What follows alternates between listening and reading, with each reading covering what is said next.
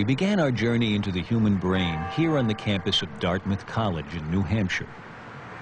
I'd come to meet one of the world's leading brain scientists, Mike Gazzaniga, and a man he's worked with for over a decade. A man with two brains. You've been working a long time with Dr. Gazzaniga? 14 or 15 years. It doesn't seem like that long, does it? Well, the collaboration began when Joe had surgery. And you had this procedure to correct an epileptic problem, yes. Is that right? Trying to stop the seizures. I was having seizures like every day or so, or sometimes 2 or 3 a day. To control Joe's epileptic seizures, a surgeon severed the connection between the two halves of his brain. Cutting the corpus callosum like this prevented the spread of the electric storms that caused his seizures. But it also prevented the left and right halves of his brain from communicating with each other. In the years since the operation, Joe's epilepsy has been under control. He now earns a living at an egg farm, and in his everyday life, he's largely unaffected by the fact that his left and his right brains work independently. Do you feel any different when you think about something than you did, any differently from the way you felt before the procedure? It's just got a backup brain, that's all. That's something everybody could use, right? I found out how true that was right away when I was asked to draw a different shape with each hand. In a brain like mine, roughly speaking normal, at least all in one piece, the left half of my brain controls the right side of my body, while the right brain controls the left side. Oh, no. But because the two halves are connected, Nothing wrong with that. getting each hand to work independently isn't easy. well, we're seeing the fact that Alan's hemispheres are connected, and that the motor messages from one are confusing the motor messages in the other. I was just drawing an upside-down duck. Okay. But when Joe is given the same task, his two hands operate as if controlled by two separate brains. What's happening is that each half of Joe's brain is given a separate instruction. He's asked to fix his eyes on the cross in the center of the screen. Anything flashed to the right of the cross goes only to his left hemisphere. Things to the left go to his right hemisphere. Because the two don't communicate, each hand does only what its half of the brain sees. Wow, look at that. It's really like two different people doing the same. That's right. Same task. That's the idea. Okay, Joe, I want you to keep your hands out in front In of an you. experiment that's now a classic in brain research, Mike Gazzaniga over 30 years ago used a similar setup to find out if the two halves of the brain are specialized to do different things. Ship. Joe is being flashed a word only to one half of his brain. Words flashed to the right Storm. are seen only by his left brain, and Joe can report seeing those words just fine. Piano. Good. But when a word is flashed to his right brain, Didn't see that. Okay. Joe, I'm going to ask you but now watch what happens. to draw that with your left hand.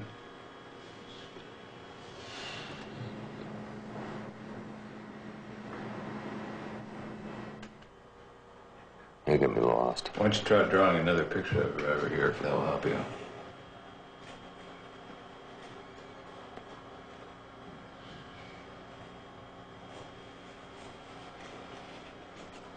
Oh, phone. Oh, okay. Durr.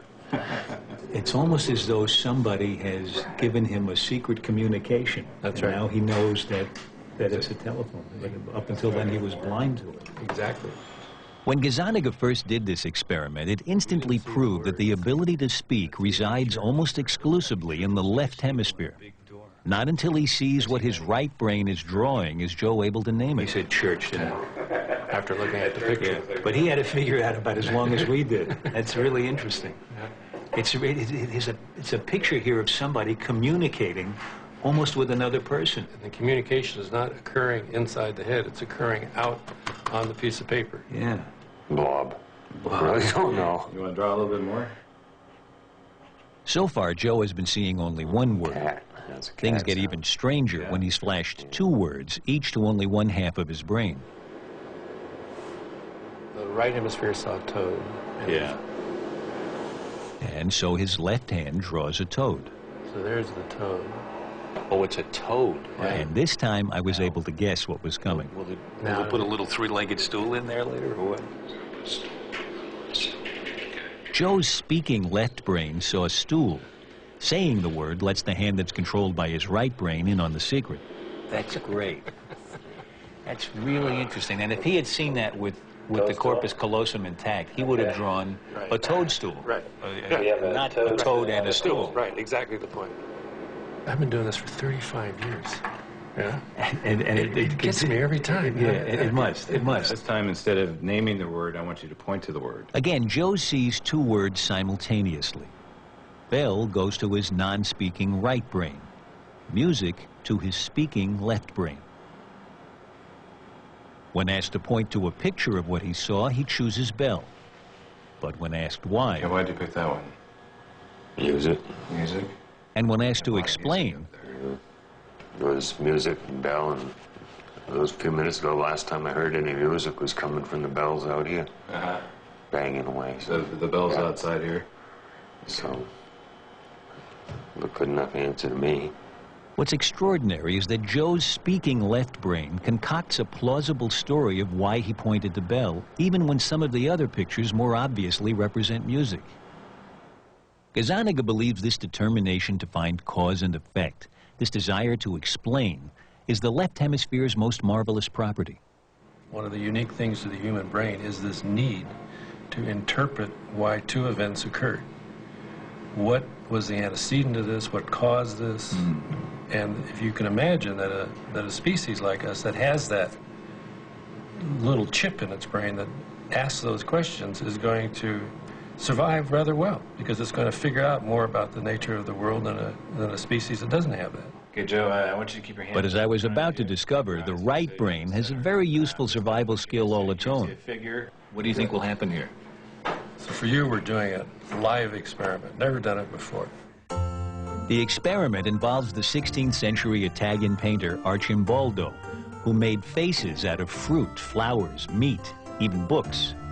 From other research, there's reason to believe that the ability to recognize faces is located exclusively in the right hemisphere. So Mike wondered if Arcimboldo's paintings would look different to each of Joe's two brains. So will his left hemisphere say, I saw a potato, I didn't see a face? And will his right hemisphere say, I saw the face, and not comment on the fact it was made out of a potato? You're going to see a figure followed by a choice of two words. If this works, it'll be terrific, but we'll see. So here it is, live. Okay? The first painting goes to the right hemisphere. And Joe points to face. Down. The next painting goes to his left brain. And this time he points to fruits. Mike seemed pleased. Are you having a moment? This is too good. Again to the right brain, and Joe sees it as a face. Point it down. But to the left brain, Face made out of books. Point it up. What are the books? are you happy with what you're Fruit. seeing? It's unbelievable. He's doing it. You see that? It's good. It's going so fast. It's shifting from left to right so fast. I can't keep up with you. You're used to looking at this. When you show him a face in the right side, the left hemisphere, Yeah. he's focusing in on the elements that made up the face. Yeah. When you show him the exact same picture in the left field, going to the right hemisphere, he's focusing on the face and not the elements. And not the elements. If you came down from another planet and you saw faces and vegetables, you might not think there was much of a difference among them. But the brain seems to be made up in a certain way to say faces are very different from other objects. That's right. And one side of the brain specializes in faces. Exactly right. Exactly right. It is an adaptation that we have to detect upright faces. It's a very important. You can imagine in an evolutionary time that all of a sudden you have the ability to detect quickly an upright face. You want to read the expression on that face. You want to know if it's friend or foe. You want to have a set of questions about that face. The right brain might be skilled at recognizing faces. But when it comes to what gives the human mind its power, the ability to reason, to invent, to interpret the world around it, Mike Gazzaniga's 30 years of research has taught him which hemisphere he wouldn't want to be without. The old phrase around our lab is, don't leave home without your left hemisphere.